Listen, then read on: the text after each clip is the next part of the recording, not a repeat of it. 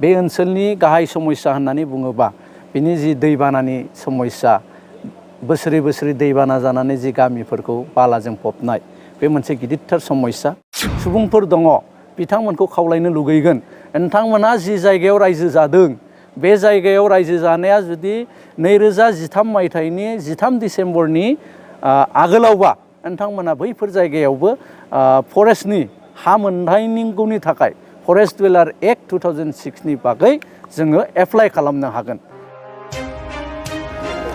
खौसेथि बर' सुबुं आफादनि मिरुनि हान्जा जोङो दिनै धेमाजि जिल्लानि सिङाव थानाय गगामुग दख'रा खौसेथि बर' सुबुंजों बिनि दैदेनगिरि बिथांमोनजों जोङो सावरायफैदों जे खौसेथि बर' सुबुं आफादनि थांखि आरो बेनि इयुननि हाबाफारि बे हाबाफारिनि बागै जोङो बेयाव सावरायलायनानै गगामुग ओनसोलनि बिभिन्न समस्या बे समस्यानि बागैबो जों बेयाव सावरायदों। बेयाव बिसेस जिखिनि हाबाफारि लानानै खौसेथि बर' सुबुं आफाद हिसाबै जों मावनांगौ बे बागै जोङो दिनै आन्चलिक पर्यायनि दैदेनगिरि बिथांमोनजों आरो जिल्ला पर्यायनि दैदेनगिरि बिथांमोनजों जोङो सावरायलायदों। बेयाव बिसेसके गोबां समस्या दङ। बे ओनसोलनि गाहाय समस्या होननानै बुङोबा बिनि जि दैबानानि समस्या बोसोरै बोसोरै दैबाना जानानै जि गामिफोरखौ बालाजों फबनाय बे मोनसे गिदिरथार समस्या आरो बे समस्यानि बागै जोङो आसाम सरकारखौ बुंनानै मा रोखोमै मावहोनो हायो एबा बर' कसारि वेलफेयार अट'नमास काउन्सिलनि जोहै जोङो मा खामानि मावनो हायो बेनि बागै खौसेथि बर' सुबुं आफादनि आन्चलिकनि दैदेनगिरि बिथांमोना जोंजों सावरायलायदों आरो बिथांमोना खावलायदों।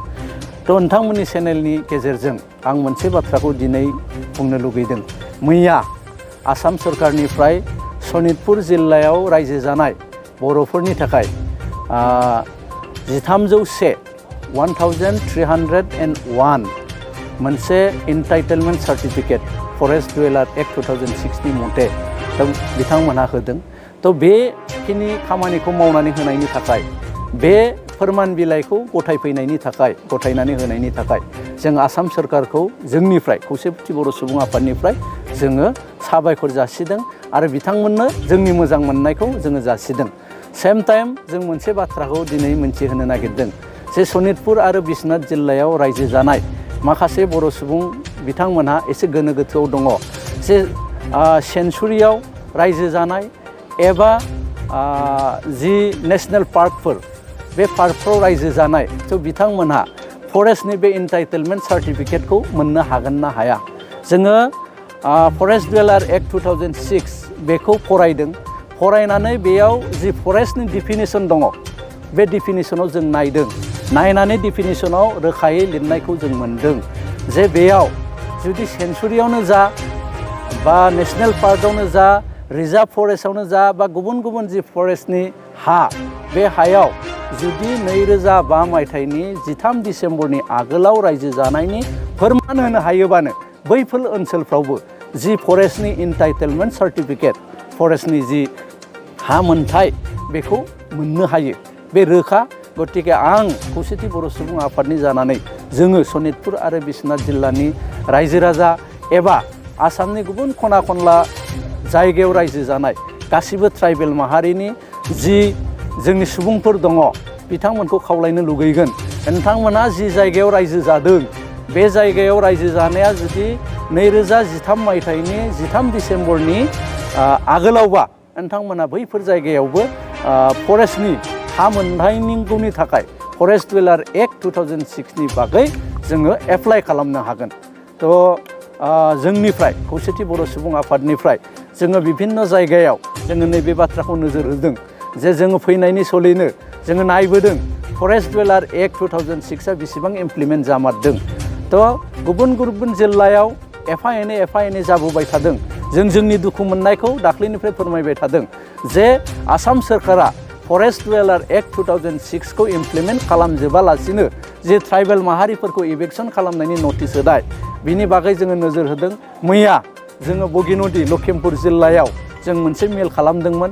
बेयावबो मावथि जुथुमफोरनि गेजेराव जेला जों सावरायलायो जोंनो मावथि बिथांमोना मोनथिहोदों जे बगिनदियावबो मोनसे साइडआव मोनसे गामिनि सुबुंफोरनो बिदिनो इनक्रोचार होननानै जे बिथांमोनखौ एभेक्सननि थाखाय जि मोनसे नटिस होनाय बेखौ जोङो नोजोर होदों आरो बे नटिस होनाय जि एभेक्सननि थाखाय नटिस होनाय बिनि थाखाय जों आसाम सोरखारखौ जोंनिफ्राय गोख्रोङै जोङो सोंखारिदों जों बुंदों जे फरेस्ट डुवेलार एक्ट 2006 खौ नोंथांमोना इमप्लिमेन्ट खालामखांनायनि उनाव नोंथांमोना जेराव जेराव एभेक्सन खालामनो गोसो एभेक्सन खालामनायखौ जोङो खौसेथि बर' सुबुं आफादनिफ्राय बरायगोन।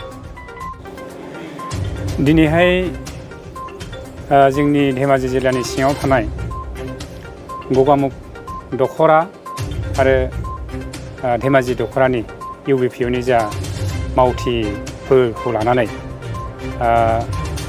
खौसेथि बर' सुबुं आफाद थामहिनबा UBPOआ मोनसे मावथि मेल एबा वर्कार्स मिट मोनसे मिंमां नोलोबारि गोजौ फरायसालियावहाय मोनसे जथुम्मा खुंनाय जादों। बे जथुम्माखौ मानो खुंदों होनोब्ला बिथांमोननि फोरमायनाय बायदिब्ला बिथांमोनहा बुंदों गुबैयै मोननै बिथिंखौ लानानै बे मेलखौ खुंदों होननानै बुंदों। बिथांमोनहा बुंदों जे सोलोंथाइ आरो आबादा जौगानांगौ लोगोसे जोंनि UBPOनि जा मावथि बिथांमोनहा गावबो बयबो गोसो मोदोम होनानै खामानि मावलांनांगौ। मानो होनोब्ला जोंहा इयुनाव जोङो बर' कसारि वेलफेयार अट'नमास काउन्सिलखौ मोनदोंब्लाबो जोंहा गोबां आरो इयुनाव खामानि मावनो दंबावो।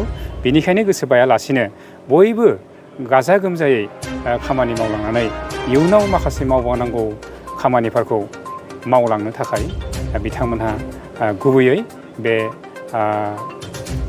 मेलफोरखौ जोंनि गासै UBPOनि सिङाव थानाय गासै जायगाफ्रावनो बिथांमोनहा बे वर्कार्स मिटखौ खुंबोबाय थादों। जोंनि बे मिंमां नोलोबारियावहाय दिनै बे मेलखौ खुंनाय जादों। जोंनि गगामुखनिफ्राय फोरमायनांगौआ बेनो जोंनि गगामुखनि जा मावथि बिथांमोनहा थिगैनो दं, मोजाङैनो दं आरो बिथांमोना बयबो गोसो मोदोम होनानै जोंनि सिगांनिफ्रायनो दासिम जोबोद मोजाङै नैबे UBPOनि जा थांखि बा मावथाइफोरखौ मोजाङैनो मावलांगासिनो दं।